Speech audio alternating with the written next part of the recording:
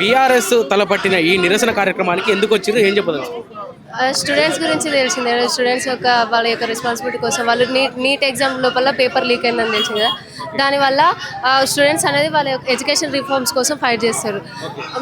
మేమేం కోరుకుంటాం, as a స్టూడెంట్గా మేమేం కోరుకుంటాం అంటే నీట్ లీకేజ్ కానీ ఏ పేపర్ లీకేజ్ కానీ ఉంటే మాకు ఫర్దర్గా మాకు ప్రాబ్లం అవుతుంది. ఇప్పుడు కొంతమంది మెంటల్ డిప్రెషన్లోకి వెళ్ళే వాళ్ళు ఏముంటుంది అంటే వాళ్ళు సూసైడ్ చేసుకోవడం అట్లాంటి ప్రాబ్లమ్స్ వాళ్ళకి వస్తూనే ఉంటాయి. ఇప్పుడు నీట్ లీకేజ్ అనే కాదు, తర్వాత గ్రూప్స్ ఉంది అట్లా దాని గవర్నమెంట్ ఏం చేస్తుంది, ఆ రెస్పాన్సిబిలిటీ గవర్నమెంట్ తీసుకోవాలి కదా. గవర్నమెంట్ అనేది ఆ బాధ్యత తీసుకోవాలి.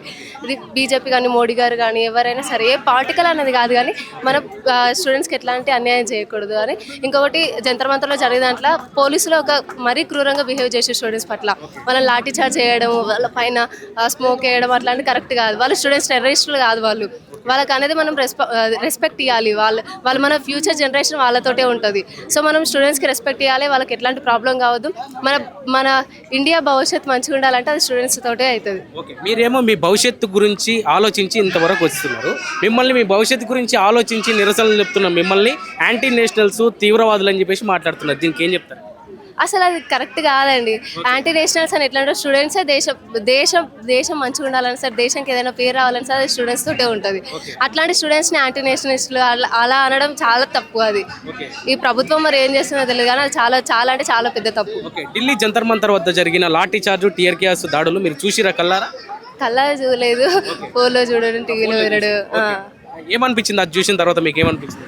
అది చాలా ఘోరం అండి. ఒక పోలీసులు అయ్యండి, వాళ్ళు కూడా చదువుకొని ఒక స్టూడెంట్ స్టేజ్ నుంచి ఆ స్టేజ్కి వచ్చారు. వాళ్ళు అట్లాంటి వాళ్ళని ఎగ్జామ్స్ రాసి అక్కడికి వచ్చిన వాళ్ళు కూడా స్టూడెంట్స్ పైన అట్లా చేయడం అది కరెక్ట్ కాదు. వాళ్ళు ఏమనుకుని అట్లా చేసిరో కానీ స్టూడెంట్స్ పైన అట్లా చేయడం కరెక్ట్ కాదని నా అభిప్రాయం. మరి ముఖ్యంగా ధర్మేంద్ర ప్రధాన్ సెంట్రల్ మినిస్టర్ రాజీనామా చేయాలంటూ కూడా నిరసన తెలుపుతున్నారు. ఆయన రాజీనామా చేస్తే ప్రాబ్లం సాల్వ్ అవుతుందా అని కూడా అంటున్నారు. దీనికి ఏం చెప్తారు?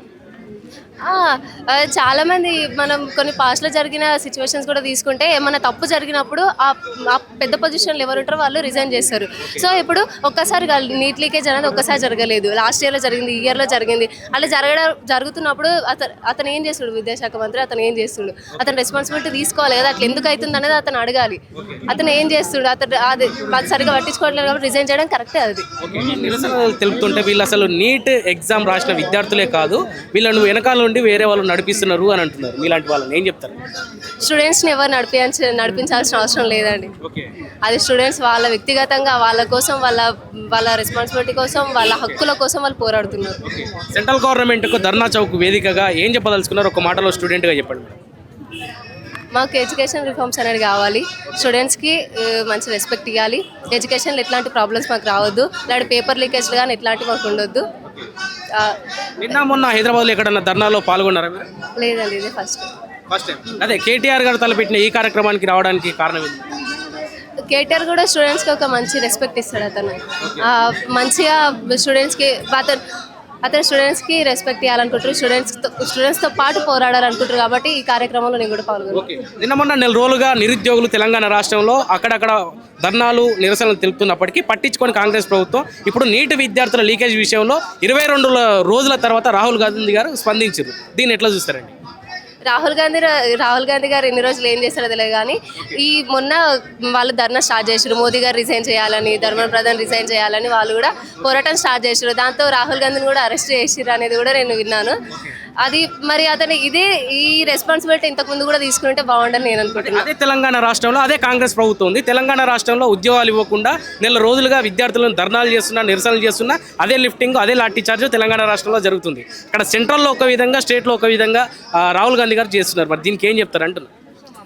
రాహుల్ గాంధీ గారిని నేను కోరుకునేది ఏంటంటే అది సెంట్రల్ అయినా, స్టేట్ అయినా, డిస్ట్రిక్ట్ అయినా ఏదైనా సరే అందరికీ ప్రాపర్గా వాళ్ళ హక్కులు వాళ్ళకి ప్రొవైడ్ చేయాలి. వాళ్ళొక పొజిషన్లో ఉన్నప్పుడు వాళ్ళ నుంచి ప్రజలు ఏం కోరుకుంటారు అనేది వాళ్ళకి తెలియాలి. స్టూడెంట్స్కి కావాల్సింది వాళ్ళు ఉద్యోగాలు వేస్తానని చెప్పారు కాంగ్రెస్ ప్రభుత్వం తెలంగాణకు వచ్చినప్పుడు.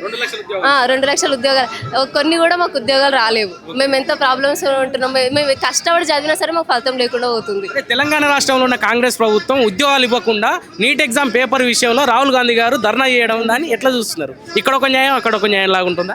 అంతే కదండి, సరిగా న్యాయం చేయట్లేదు. వాళ్ళు ఏదో పాపులారిటీ కోసం చేస్తుర్రా ఏంది అనేది అర్థం అవ్వట్లేదు.